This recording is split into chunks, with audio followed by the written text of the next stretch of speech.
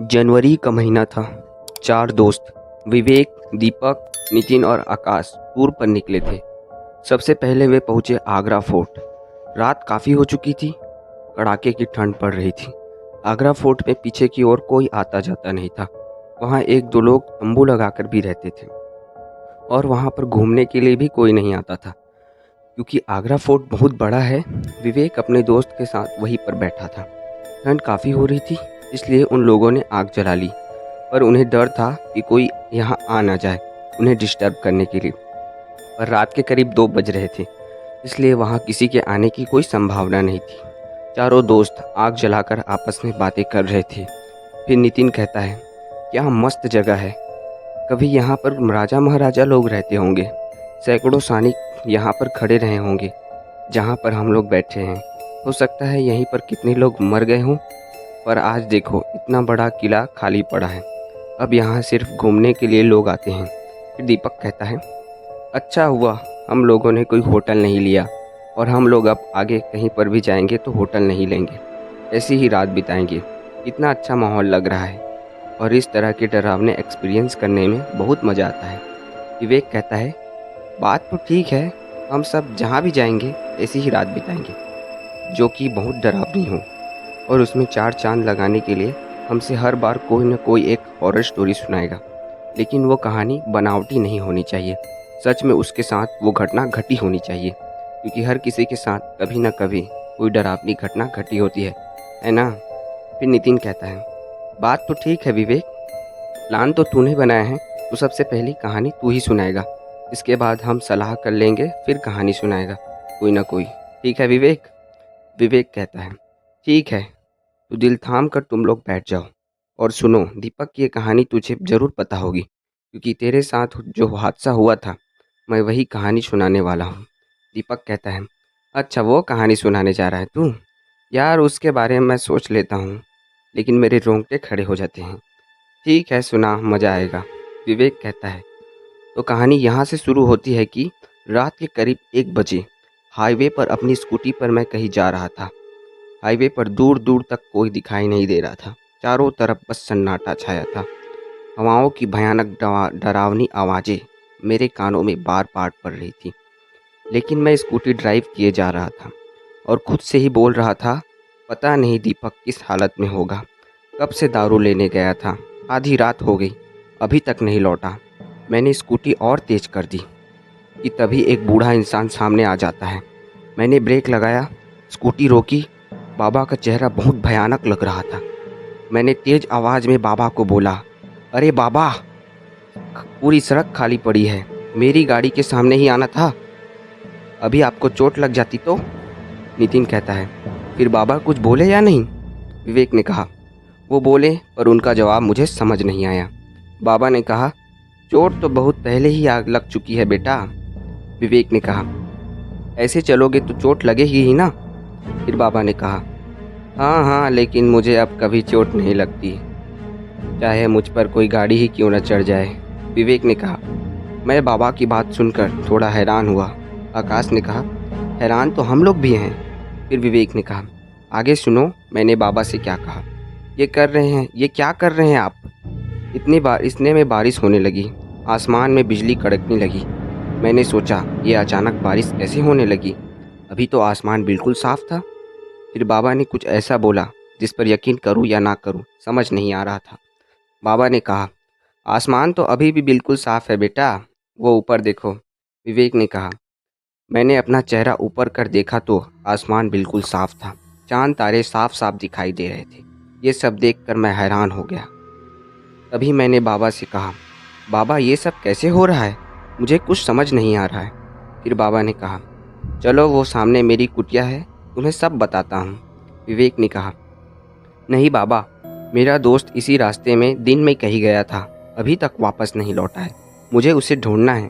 फिर बाबा ने कहा, मुझे पता है तुम्हारा दोस्त कहाँ है, आओ मेरे साथ। विवेक ने कहा, बाबा की ये बात सुनकर मैं फिर से हैरान हो गया। मुझे कुछ समझ नहीं आ रहा था कि ये बाबा जी तो अनजान हैं, उन्हें दीपक के बारे में कैसे पता। खैर मैं बाबा के पीछे पीछे उनकी कुटिया तक पहुंच गया। बाबा ने कहा, आओ बैठो। विवेक ने कहा, बाबा अंदर से लालटेन लेकर आए? और उसे जलाया। मैं कुटिया के बाहर ही बैठ गया। बाबा भी ठीक मेरे सामने बैठ गए और मैंने उनसे कहा, बाबा अब जल्दी बताओ ये सब क्या है? कहाँ है मेरा भाई? बाबा ने कहा, आज से 3 दिन पहले इसी रोड पर एक बहुत बड़ी एक्सीडेंट हुई थी। विवेक ने कहा, हाँ बाबा मैंने भी सुना है, हुआ तो था एक्सीडेंट। सुना है उसमें 2 लोग मरे भी थे। बाबा ने कहा, तुमने बिल्कुल सही सुना है बेटा, वो दोनों बाप बेटे थे। बेटी की आत्मा अभी भी उसी जगह घूमती रहती है। विवेक ने कहा, क्या सच में?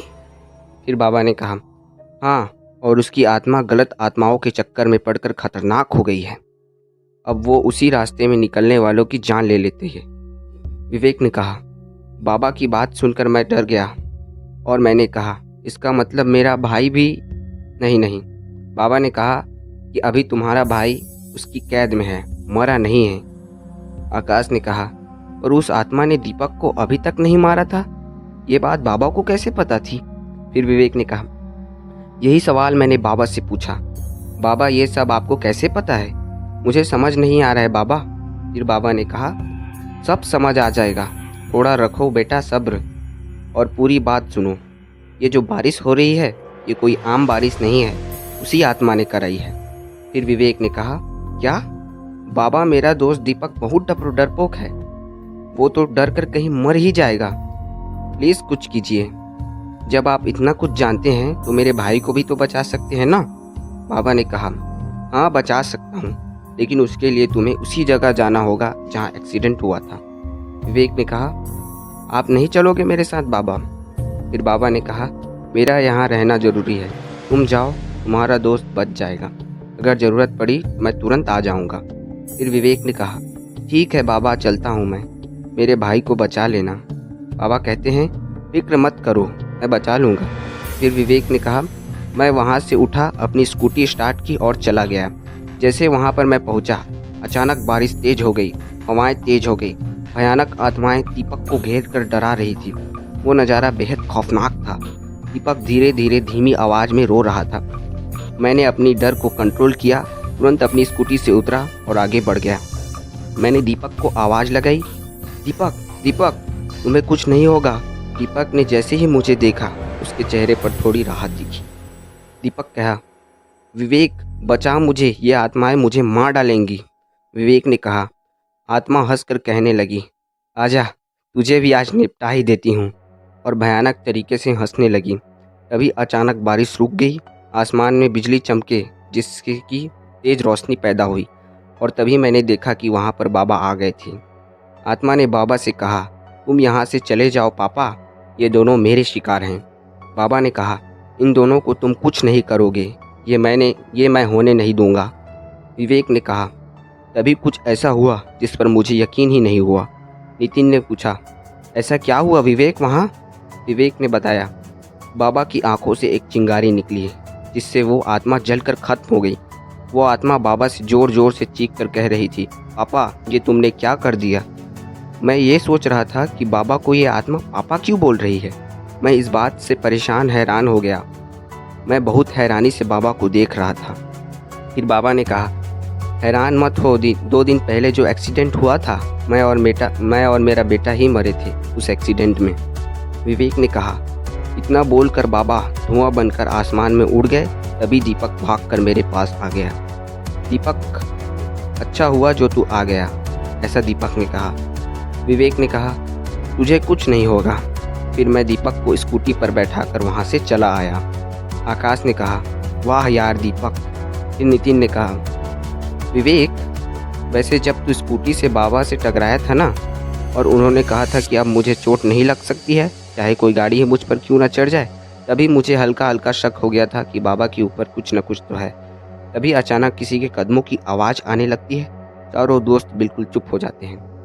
नितिन कहता है, लगता है कोई सिक्योरिटी गार्ड आ रहा है। जैसे ही कदमों की आवाज़ उनके पास आकर रुकी, विवेक और दीपक बिल्कुल हैरान हो गए। विवेक ने कहा, बाबा आप यहाँ? आकाश, नितिन, ये उन्हीं बाबा की आत्मा है। नितिन ने कहा, अब भागो यहाँ से। नितिन और आकाश डरकर वहाँ से भाग गए।